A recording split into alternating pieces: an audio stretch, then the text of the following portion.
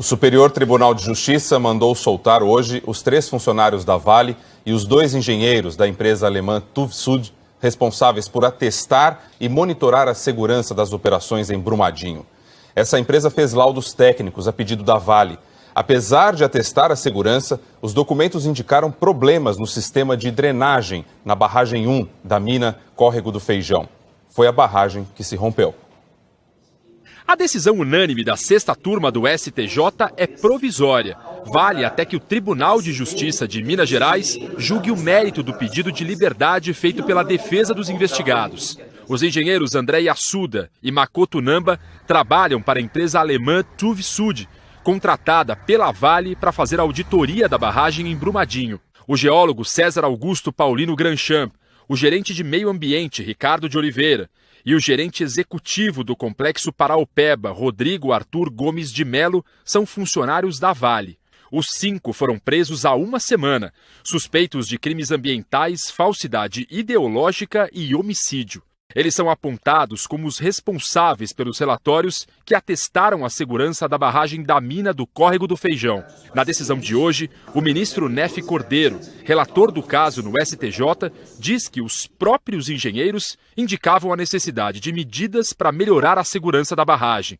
Foram 2 auditorias técnicas, feitas em agosto de 2017 e julho do ano passado.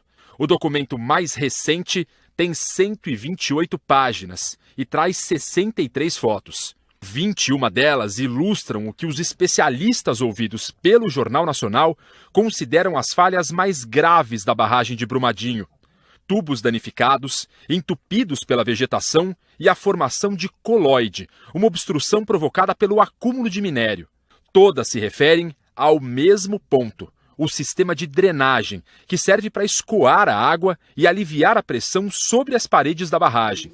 Este professor do Instituto de Geociência da USP diz que os problemas apontados no documento eram preocupantes. A drenagem é o dispositivo mais importante da barragem. Então, no meu ponto de vista, a partir do momento que ele diz que tem problema na drenagem interna, eu acho que acende uma luz vermelha mesmo, porque, no meu entender, é grave. Este outro professor chama atenção para as fotos das trincas e as poças d'água nas chamadas canaletas, que também fazem parte do sistema de drenagem. Essas trincas poderiam identificar um movimento no corpo da barragem, tá? Um deslocamento no corpo da barragem. Se isso aí é em grande volume e generalizado em vários pontos da barragem, aí é preciso dar atenção. Mesmo tendo apontado falhas e feito 14 recomendações, o relatório da TÜV Süd, de julho do ano passado, concluiu que a barragem se encontrava em condições adequadas de segurança, tanto do ponto de vista de dimensionamento das estruturas hidráulicas, quanto da estabilidade física do maciço, que é como os técnicos chamam a barragem. Eu acho que nas conclusões, nas considerações finais deles, talvez eles tivessem que ter dado ênfase a isso, a esses problemas apontados. Mas consta no relatório os problemas. Talvez um problema na hora de concluir ou recomendar, eles poderiam ter dado mais ênfase. O que os investigadores tentam esclarecer agora é se as informações usadas pelos engenheiros para elaborar os relatórios estavam corretas e se a mineradora Vale fez as obras para atender às recomendações de segurança. Peritos já começaram a analisar o material apreendido na semana passada para tentar descobrir o que causou a tragédia. A Vale divulgou uma nota em que afirma que todos os itens mencionados nos documentos da empresa TÜV Süd foram atendidos ainda no ano de 2018 e que se tratavam de recomendações rotineiras em laudos deste gênero. A mineradora declarou ainda que a barragem era monitorada por 94 piezômetros, que são equipamentos usados para medir a pressão, além de 41 indicadores de nível da água. Segundo a Vale, as informações dos instrumentos eram coletadas periodicamente e os técnicos responsáveis analisavam todos os dados. A empresa TÜV Süd declarou que a decisão do STJ restabelece a justiça e demonstra que a prisão dos engenheiros foi ilegal. A força-tarefa que investiga o desastre em Brumadinho afirmou hoje que os equipamentos de segurança indicavam sinais de alteração no volume de água no corpo da barragem. Nesta terça-feira, o número confirmado de mortos chegou a 142 e 194 pessoas estão desaparecidas. A foto de satélite feita antes do rompimento mostra um dos detalhes que chamaram a atenção dos investigadores. A pequena lagoa que aparece neste ponto, dentro da barragem, indicaria, segundo especialistas, um problema de saturação, ou seja, de excesso de água no reservatório de rejeito. Ela fica ali dentro, aprisionada e pressurizada, e ela vai tentar encontrar um caminho para ela sair. Quando ela sai de uma forma mesmo muito agressiva e até desordenada. A Força Tarefa afirma que a mineradora identificou o excesso de água bem antes do rompimento, em junho do ano passado, quando foi feita a última revisão periódica da barragem. Naquela época, segundo as investigações, teria havido uma tentativa de drenar o reservatório, com uma técnica que, além de não surtir o efeito desejado, agravou o problema. Fontes ligadas à investigação confirmaram que a mineradora tentou acelerar o processo de drenagem, instalando um sistema conhecido como DHP, Dreno Horizontal Profundo. Para fazer os furos na barragem, teria sido adotado um método que usa um jato de água pressurizado. A tarefa foi abortada, ainda de acordo com a Força Tarefa, na instalação do 15º tubo, porque os técnicos perceberam que a água estava ficando presa dentro do maciço em vez de retornar pela abertura. Este vídeo, incluído na investigação, foi gravado próximo da barragem depois da tragédia e mostra que havia uma tubulação de captação de água rompida, lançando água em direção ao reservatório que desmoronou. As autoridades apuraram que havia nascentes acima da barragem. Segundo elas, isso pode ter contribuído para gerar a saturação. Ainda segundo os investigadores, antes do rompimento, alguns piezômetros acusaram volume de pressão acima do normal. A Polícia Federal tenta comprovar se também houve falha no sistema de drenagem. A gente trabalha com a hipótese que a liquefação é uma das causas mais prováveis para o rompimento. Então, nesse sentido, é bem provável que a barragem também estivesse saturada para haver a liquefação. Então, por isso que é provável, sim, que ela estivesse saturada. A manhã sem chuva facilitou a retomada das buscas nesta terça-feira. 11 helicópteros sobrevoaram a região atingida pelo rompimento e os bombeiros se dividiram em 22 pontos entre a barragem e o rio Paraopeba. Nas áreas com o solo mais seco, o trabalho foi feito por 25 máquinas pesadas e um veículo anfíbio percorreu os trechos de lama. Quem perdeu os documentos pode refazê-los neste posto improvisado da Polícia Civil.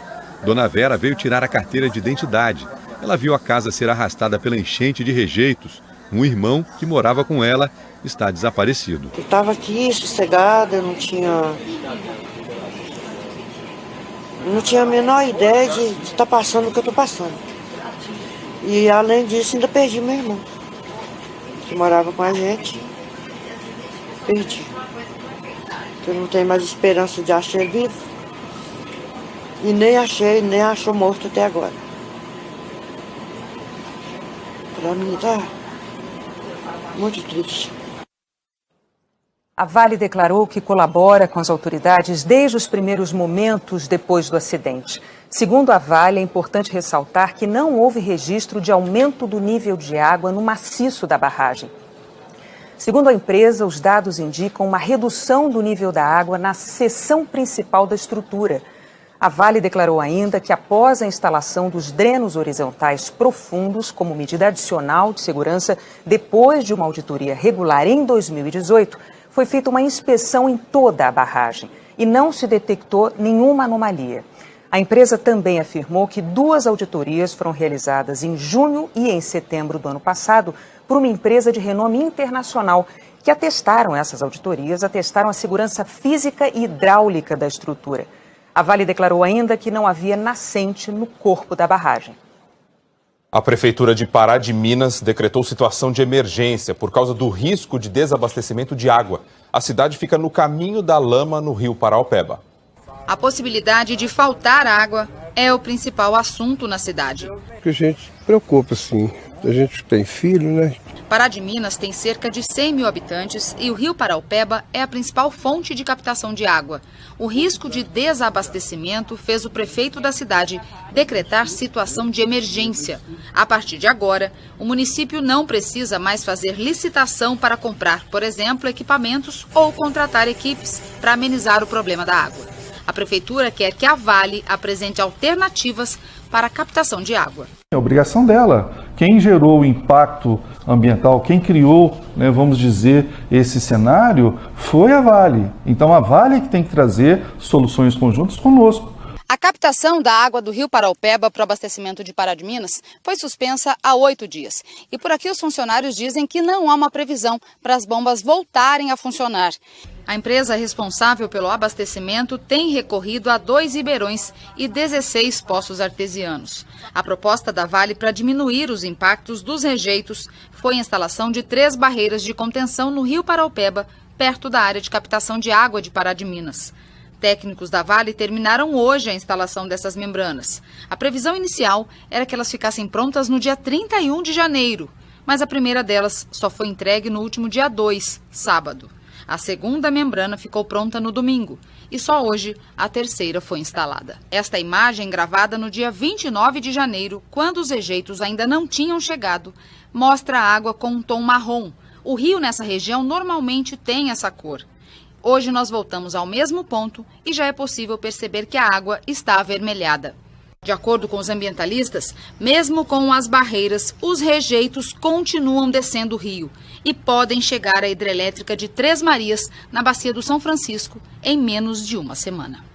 O dano ambiental vai aumentando na medida em que o volume mais pesado de rejeitos, que está na parte superficial do rio, atinge todas as áreas e vai matando a vida. Então, nesse ritmo, em 5 dias, nós teríamos esses rejeitos atingindo já o reservatório de Três Marias. A Vale declarou que tem mantido contatos constantes com a Prefeitura de Pará de Minas e com a empresa responsável pela captação de água. A mineradora afirmou que acatou todas as recomendações decorrentes dessas reuniões e que as ações solicitadas estão em andamento. Uma tragédia como a de Brumadinho pode ter consequências também para a saúde da população. O alerta é da Fiocruz, que divulgou hoje um estudo mostrando que moradores da região correm o risco de contrair doenças infecciosas. Enchente, terremoto, rompimento de barragem. Nos desastres naturais ou nos provocados pela ação humana, é grande o risco de tanta devastação prejudicar a saúde de quem passou pelo trauma. O aumento nos casos de acidente vascular cerebral, também conhecido como derrame, foi notado meses após as enchentes em Santa Catarina, em 2008, e depois do acidente nuclear de Fukushima, no Japão. Os casos de dengue e febre amarela aumentaram após o rompimento da barragem em Mariana há 3 anos. Os pesquisadores da Fundação Oswaldo Cruz, aqui no Rio de Janeiro, estudaram os impactos do desastre em Mariana. Eles afirmam que agora, de novo, a biodiversidade será alterada, com a degradação dos rios e as mortes de várias espécies na região de Brumadinho, onde já ocorria a transmissão da febre amarela. É muito importante que a população dessa região seja vacinada contra a febre amarela, para evitar surtos. A falta de rede de esgoto deixa grande parte da população de Brumadinho e de outras cidades ainda mais vulnerável às doenças como esquistossomose e leptospirose. Com o tempo, a mistura de lama e rejeitos de mineração seca e vira poeira, capaz de levar substâncias tóxicas que provocam doenças respiratórias e de pele. A experiência em Mariana mostrou que a população teve mais dificuldade para controlar problemas crônicos como hipertensão e diabetes. Anos depois do desastre, continuaram aumentando os casos de ansiedade e depressão. Por isso, a Fiocruz está criando um plano com as autoridades de saúde. As ações na região de Brumadinho devem durar até 2021. E os custos, na opinião dos pesquisadores, devem ser bancados pela mineradora. A Vale tem que arcar com a responsabilidade disso, certamente, com recursos suplementares, porque vão ser demandados recursos humanos, técnicos e financeiros necessários para isso. Um dos maiores perigos, a contaminação da água do rio Paraupeba, mostrará suas consequências na saúde a longo prazo. A gente sabe que já foi identificado mercúrio, cádmio e chumbo. Mercúrio e chumbo são contaminantes que, do ponto de vista da contaminação no médio e longo prazo, podem provocar doenças neurológicas. Então a gente tem que ter um monitoramento aí de anos para poder acompanhar os impactos na saúde da população. A Vale declarou que o atendimento médico para a comunidade segue o planejamento desenvolvido pela Secretaria de Saúde de Brumadinho, que forneceu mais de 17 mil itens de farmácia para as pessoas atingidas e que pode dar apoio à vacinação caso isso seja solicitado. Fiscais da Agência Nacional de Mineração vistoriaram hoje 3 barragens da Vale na cidade histórica de Ouro Preto.